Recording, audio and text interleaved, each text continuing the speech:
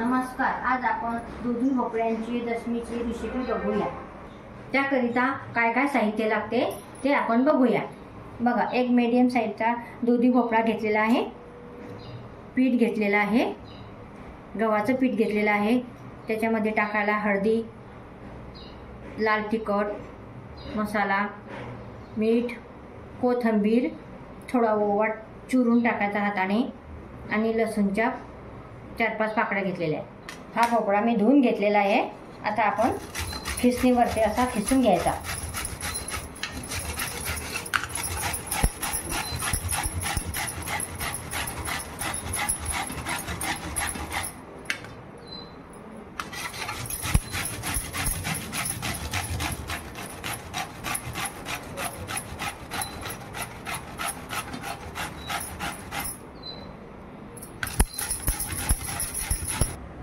बघा, आता आपला भोपळा खिसून झालेला आहे.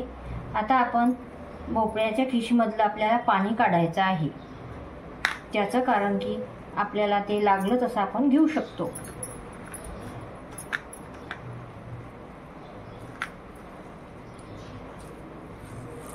बघा, अशा प्रकारे पाणी निघतं खिसमधलं.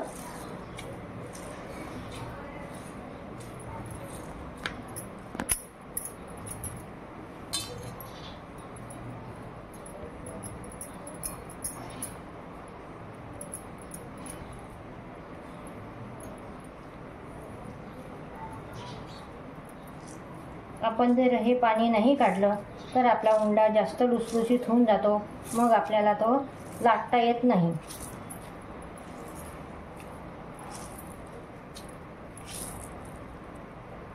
बघ, अशा प्रकारचे हे आपलं पाणी निघलेलं आहे केसमधलं.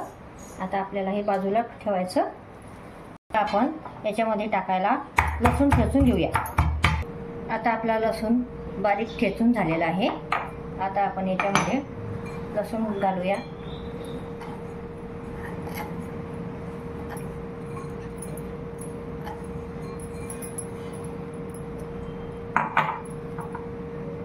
आता पीठ घालूया.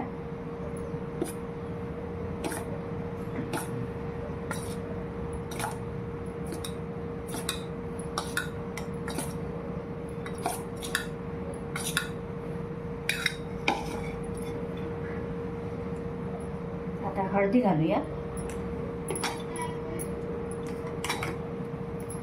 थोडं लाल तिखट टाकूया. मी लाल मिरची टाकलेली आहे. तुम्ही हिरवी मिरची सुद्धा ठेचून टाकू शकतात. मसाला टाकत आहे. चवीनुसार मीठ घालीत आहे.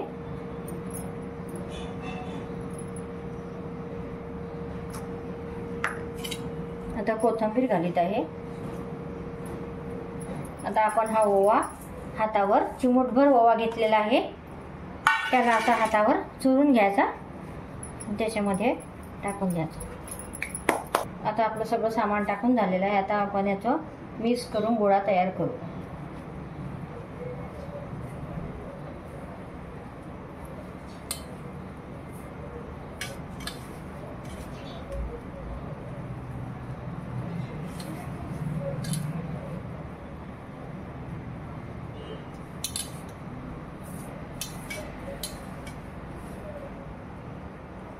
आता आपला हा कोरडा झालेला आहे.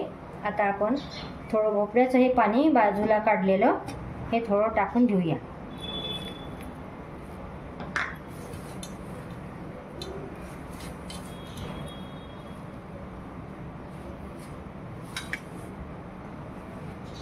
आपल्याला जसं लागलं तसं ते आपण टाकावं.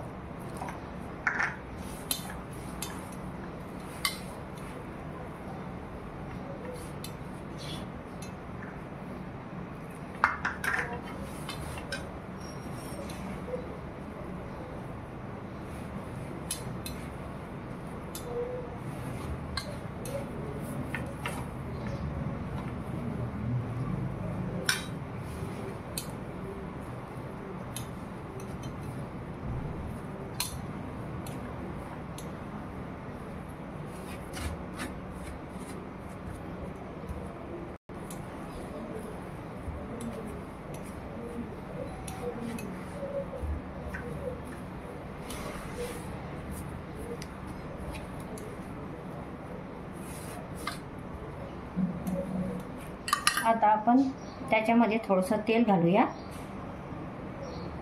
त्याला आधी छानपैकी मोडूया.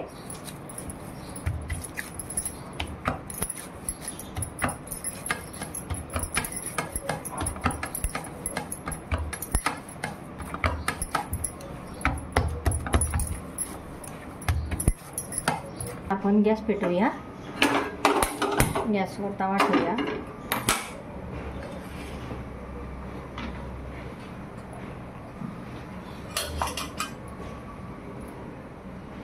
तोपर्यंत आपण लाटून घेऊया.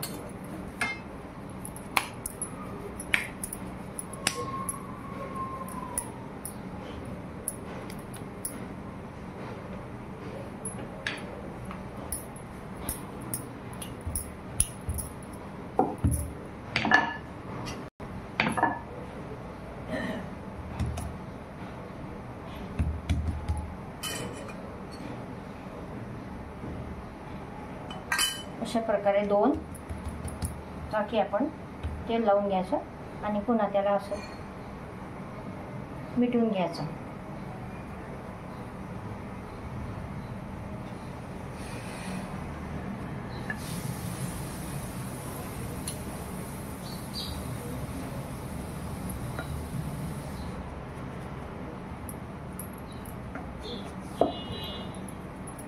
झाला. आता आपला पराठा झालेला आहे लाटून. आता आपला तवा गरम झालेला आहे. आता आपण लाटलेली दशमी आपण तव्यावर टाकून या.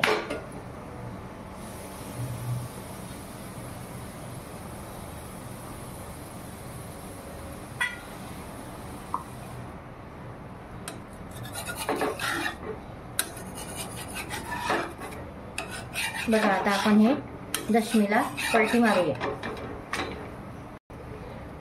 दशमी केव्हा बी पलटी मारल्यानंतरच आपल्याला त्याच्यावरतून तेल लावायचं.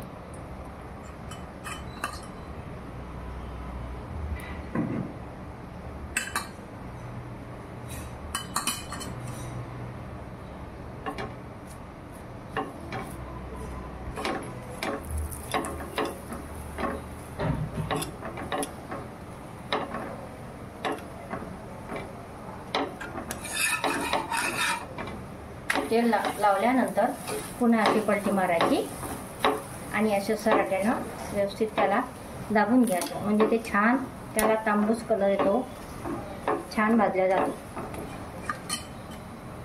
पुन्हा थोडंसं असं लावून घ्यायचं त्याला तेल. बघा कसं छान झालेला आहे आता हा.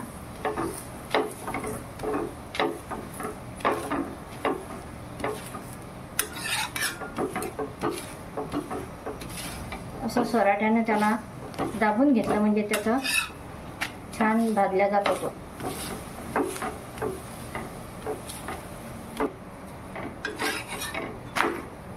आपली दशमी आता झालेली आहे. आता आपण काढून घेऊया.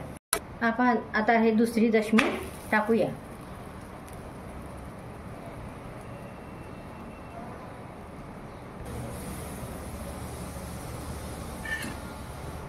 आता आपली दशमी झालेली आहे. आता पुन्हा आपण त्याला पलटून घेऊया. बघा अशी झाली पाहिजे ती.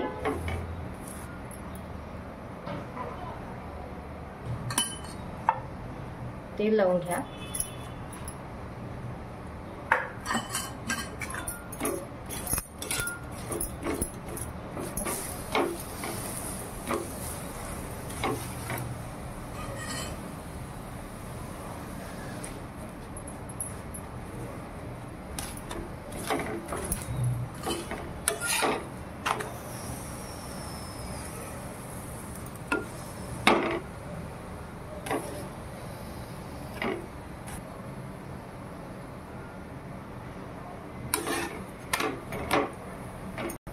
बघा आता आपल्या अशा 2 दशम्या भाजून झालेल्या आहे.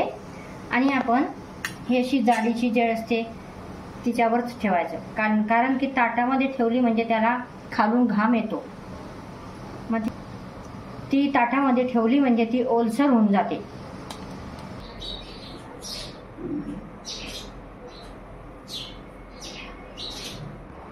ही भोपळ्याची दशमी तुम्ही चटणीसोबत सुद्धा खाऊ शकता. आमच्या घरी दह्यासोबत आवडते. अशा प्रकारे तुम्ही करून बघा. धन्यवाद.